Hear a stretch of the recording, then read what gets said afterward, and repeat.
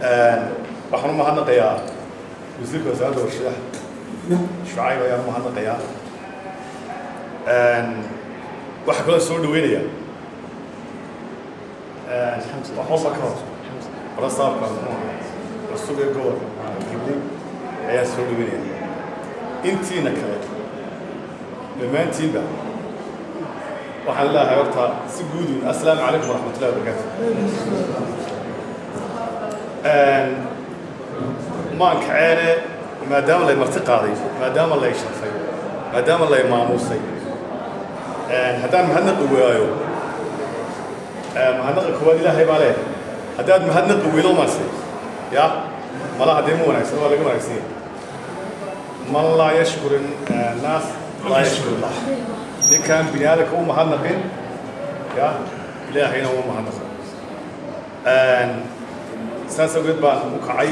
waan u mahadnaqayaa wasiirka wasaaradda warshadaha Shucayb intaa kadib gobolka Gabiley waxaan saadaanu in badanna weliyaan ka soo haayo reer Gabiley laftiisaan qiimihiisa aqoon muxuu ahaa gobolka Gabiley reer Gabiley laftooda ayaan qiimaha Gabiley leedayba aan aqoon baan muxuu ahaa ayaan islaahay laakiin waxaan kusoo koobayaa Gabiley gobolka Gabiley dalka Somaliland qiimo weyn buu ku leeyahay wuxuu ku leeyahay qiimo dhaqaale oo gobolka markii dalka lagu soo noqdayba gobolka Gabiley isla 91kii ama 92kiiba markiiba dawlad ahaan buu xiriirsanayba cashuur la qaada iyo maamul muxuu ahaa dhaqaaqa iyo markiiba dawladdii meeshii ugu horeysay dhaqaaqday ayuu muxuu ahaa gobolka Gabiley noqday dabeedna Somaliland kale lafteedu meel ay ka duusho oo ay ka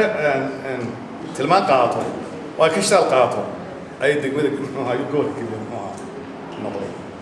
oo markaa hore loo oran jiray muxuu ahaa degmada Gabiley loo jiray markaa dhaqaale ahaan saameyn weyn buu dalka ku leeyahay siyaasad ahaanna ma malayn kartidba saameyn weyn buu ku leeyahay waxaan xasuustaa anigoo wariyaa ayaa wuxuu ahaa gobolka Gabiley meeshii ugu horeysay hubka dhigista laga sameeyey meeshii ugu horeysay hubka dhigista laga sameeyey markaa anigaa warka qorayay madaxweyne cigaal baa muxuu ahaa Gabiley yimid madaxweyne cigaal ayaa Gabiley yimid wuxuu yidhi walaalayaal kamid waan xasuusanaya waan qoray jariidii loo jiray xorriyaan ku qoray wuxuu yidhi walaalayaal halgankan hubqaadidiisii idinkaa ugu horreeyey ilaahay baan idinku dhaashay iminkana waxaa ugu horreysaa buu yidhi hubka dhigistiisa markii wax lagu wareejiyo wixii halkaa kaara yaallay iyo muxuu ahaa wixii hub yaallay markaasaa waxay taasina haddana saldhig u noqotay oo lagaga tilmaan qaatay in gobolladii kale Somalilandna iyaguna hubka dhigistii ay muxuu ahaa iyaguna ay qaataan oo ay hubka dhigaan siyaasiyana gobolka Gabiley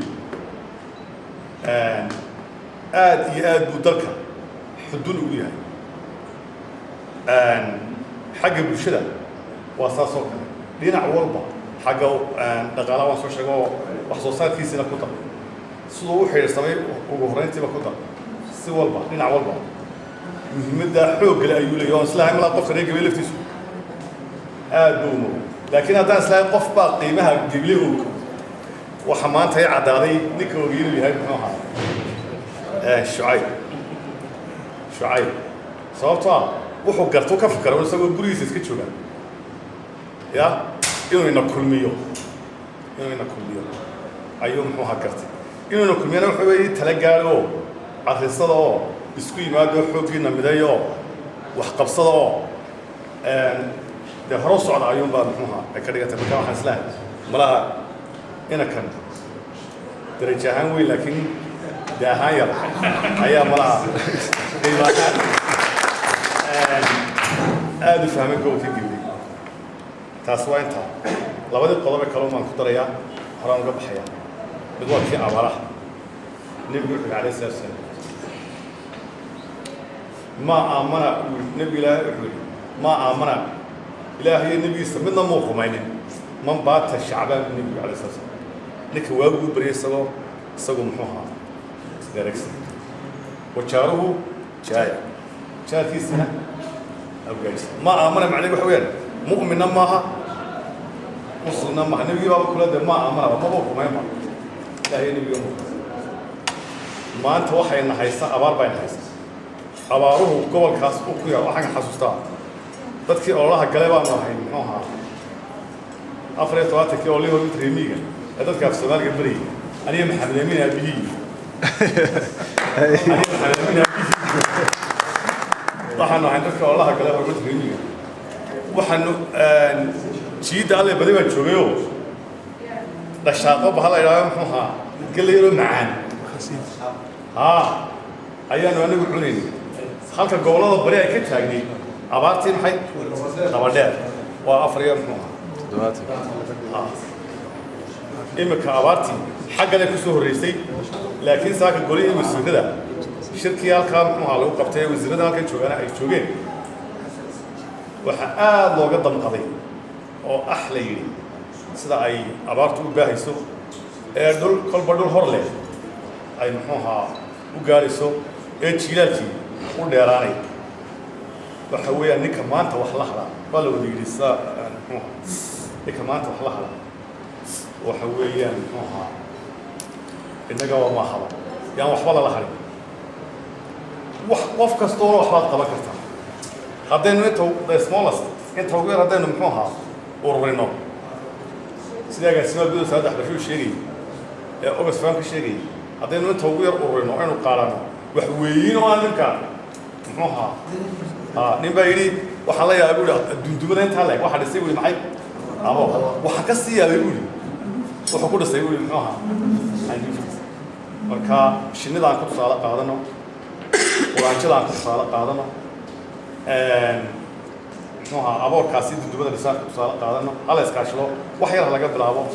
hal la hirgeliyo inuu gurmano xataa inuu hadaynu niyahan gurmano inuu gurmano roob nooca ayuu diin doona insha Allah ta'ala ilaahina waxa ka bareena ilaahay wala bariyay ud'uuni astajib lakum ilaahay wuxuu bariyaa waan idin jibiyaa أكتب الأمين ده إله نجوم طلبات إله الروح نوداسي إله الروح أنا أبارت نجوم طلب إله الروح نوداسي أن تسوي الدعاء آمين بنو إله آمين تاني آمين تملاك تبعي إلى رزقنا في الدعاء إله وسوافج فاتحة الرعية فاتحة لنا الرعية بسم الله الرحمن الرحيم الحمد لله رب العالمين إياك نعبد وإياك نستعين اهدنا الصراط المستقيم الذين أنعمت عليهم غير المغضوب عليهم qodobka ugu dambeeyana waxa weeye ugu dambeeyay waa ka diiwaangelinta horta reer Gibleeyo xisbiyadu way nagu tartamaan ya waxay noo yaqaanaan gobolka haddii laga taageero ya ay muxuu ahaa soo baxayaan bay noo yaqaanaan alxamdulilah waxaan lahaa diiwaangelinta maanta hal layna yidhaahdo reer Gibleeyo diiwaangelintu waa tii ugu horreysay qofku aanu codayn doonin ilaa uu sita kaar soo saama isagoo kaar sita mooyaane doorashada soo socota sidaynu ku talagalnay haddii ilaha yidhahdo ya isagoo kaar ku codaya mooyaane waa shamaxoo kaarkiisiina waa kaasoo aw saa codka ugu rida muxuu ahaa mooyaane maaha muxuu ahaa doorashada gelaya maaha doorashada noocaasina waxay ka tarjumaysaa cadaaladda ayay ka tarjumaysaa si cadaalada loo kala badin doona si dhabaa loo kala badin doona marka cadaaladii baa ku waajibaysaa inaad muxuu ka qaato wanaagii iyo muxuu ahaa nidaamkii guud ayaa ku waajibaya hal ayna yiraahdo gobolka Gabiley istiiwaangelintii codbixinta waxa uga dhacday si weyn waalid mahadsantiin wassalaamu calaykum